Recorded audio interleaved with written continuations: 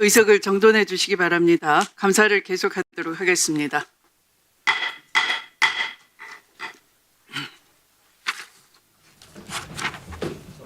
감사 중지할 때는 시작 시간을 예고해 주셔야 되는 거 아니에요? 주진우 위원님 시작해 주시기 바랍니다. 안미연 검사님 잠깐 나와 주시겠어요?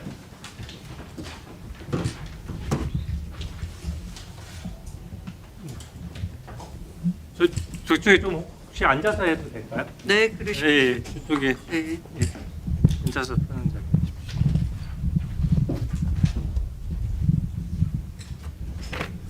네. 저는 검찰의 보안 수사권이 박탈되면서 중수청을 신설해서 그렇게 체계를 복잡하게 만들면은 사건 처리가 지연되면서 법률 비용이 급증할 것이라고 생각되거든요. 그 안미연 검사님은 검사 생활 몇 년 정도 하셨습니까? 2012년 2월 20일부터 현재까지 근무 중에 있습니다. 네. 보안 수사권 박탈에 대해서 혹시 그 실무를 경험했던 검사로서 좀 말씀을 해주실 수 있으세요? 네.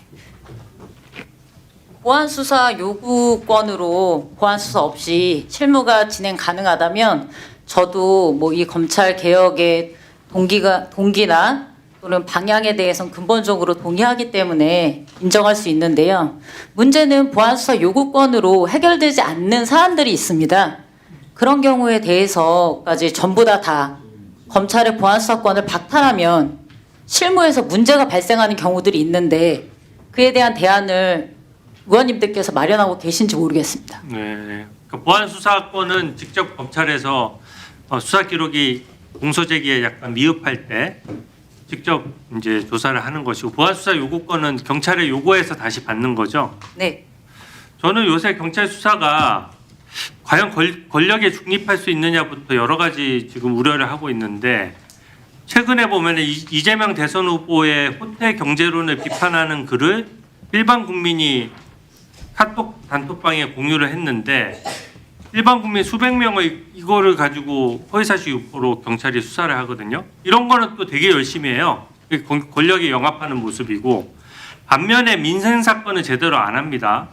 초등학교 앞에서 아이 유괴하려고 한다는 신고가 있는데도 CCTV 확인 안 하고 돌아가서 국민의 공분을 샀고요. 캄보디아 살해 사건도 협박당할 때 이미 가족들이 신고했는데 80일간 뭐 제대로 한 게 하나도 없어요. 아무런 조치도 안 했습니다. 그 보안 수사 요구권만 요구했을 때 어떤 한계에 대해서 구체적으로 좀 한번 설명을 한번 해봐 주십시오. 일단 구속 사건의 경우에는 구속 기간에 제한이 있습니다. 경찰에서 열흘, 검찰에서도 열흘이고요. 한 차례에 한해서 열흘간 연장할 수 있습니다. 그런 경우에 이미 사건을 열흘간 수사한 경찰이 검찰로 사건을 송치하고 나면요. 그 다음부터는 검찰의 시간이 시작됩니다. 그 단계에서 검찰에 와서 진술을 해서 비로소 밝혀지는 사례들이 있습니다. 제가 한 사건 중에서도 강간상해 사건으로 긴급 체포되어 온 구속 피의자가 있었습니다. 근데 구속 피의자가 검찰에 와서 비로소 변호인의 조력을 받으면서 새로운 주장을 했는데요. 그 주장에 대해서 제가 직접 보안 수사를 20일간 진행한 결과 무고임을 밝혀서 구속 취소하고 무고한 피의자를 무고죄로 구속 기소해서 유죄 확정 판결을 받은 사례가 있고요. 이게 한 차례만이 아니었습니다. 주거침입 유사 강간 사례에 있어서도 구속 피의자였는데 그것도 역시 무고여서 무고한 그 피의자를 제가 직접 구속 기소하고 오히려 구속 송치되었던 피의자를 석방한 사례가 있습니다. 이런 경우에는 긴급 체포해온 경찰에게 다시 보안수사를 요구할 수도 없고요. 이미 신병이 검찰로 넘어온 상태이기 때문에 보안수사 요구의 형태로 진행을 할 수가 없습니다. 그럼 앞으로 구속기간을 어떻게 하실 것인지 구속 송치 사건의 경우에 과연 검찰권이 남용된 사례가 있는지 궁금합니다. 그리고 검찰과 달리 특검에서 수사와 기소를 분리하지 않는 이유가 그 정해진 수사 기간 내에 정해진 부분만 한다는 거 아닙니까? 근데 송치 구속 사건의 경우에도 딱 21일 시간입니다. 더 하고 싶으면 구속 취소하는 방법밖에 없습니다. 그리고 송치된 범죄 사실에 한해서 하고 있고요. 그럼 송치 구속 사건에서 검찰이 보안수사를 할 수 없는 이유는 과연 무엇입니까? 오히려 특검보다도 훨씬 수사할 수 있는 기간이 20일로 정해져 있습니다. 훨씬 단기간이고요. 이런 경우에까지 검찰이 보안 수사가 안 되는 이유를 모르겠고요. 그리고 또 어떤 사안이 있냐면 검찰에서 수배해 놓은 사건들이 있습니다. 과거에는 검찰이 수사할 수 있는 범위가 정해져 있지 않았고 전면적으로 할 수 있었거든요. 그때 당시에 피의자가 출석을 하지 않아서 수배해 놓았는데 아직까지도 안 잡힌 경우들이 있고요. 또 경찰에서 송치했는데 검찰에서 보안 수사가 필요했는데 또 역시 도주해서 수배해 놓은 경우들이 있습니다. 이런 경우에 언제 잡혀올지 모르거든요. 잡혀오면 48시간 내에 구속영장 청구 여부를 결정해야 됩니다. 근데 검찰이 수배해 놓은 경우에는요, 영장에서 인치 구속 장소가 검찰하고 경찰이 유치장이 그 인치 구금 장소로 안 돼 있거든요. 그래서 경찰로 돌려보낼 수가 없습니다.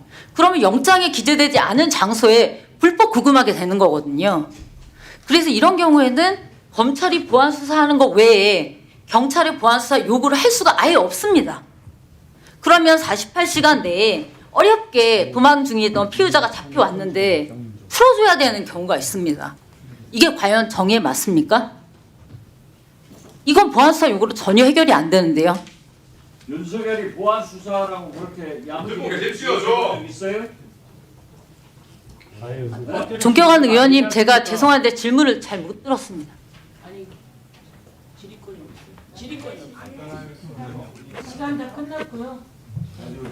윤석열의 잘못된 수사에 그런 이의를 제기해 본 적 있냐고요? 저희가 12월 3일 비상계엄이 있고 나서 사실 검사들이 아무 얘기 안 한 줄 아시는데 검사 게시판에 이 부분에 관해서 위헌 위법이라고 쓴 검사가 있습니다.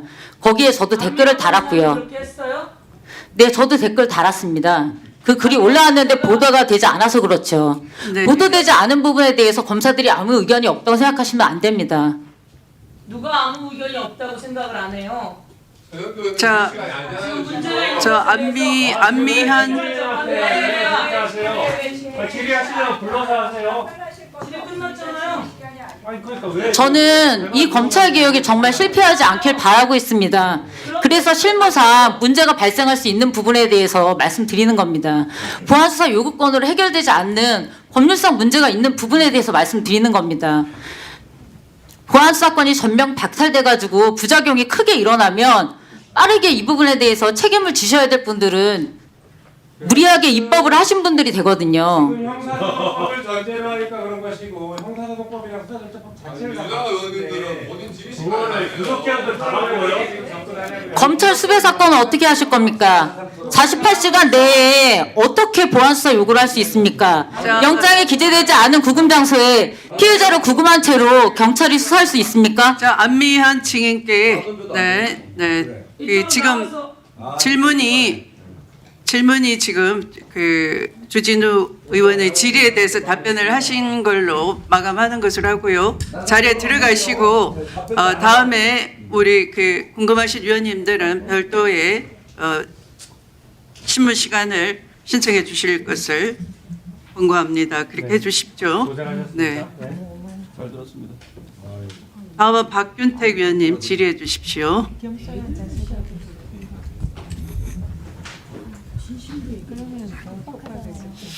우리 차장 직무대행님 예. 너무 고생 많으시죠? 아닙니다.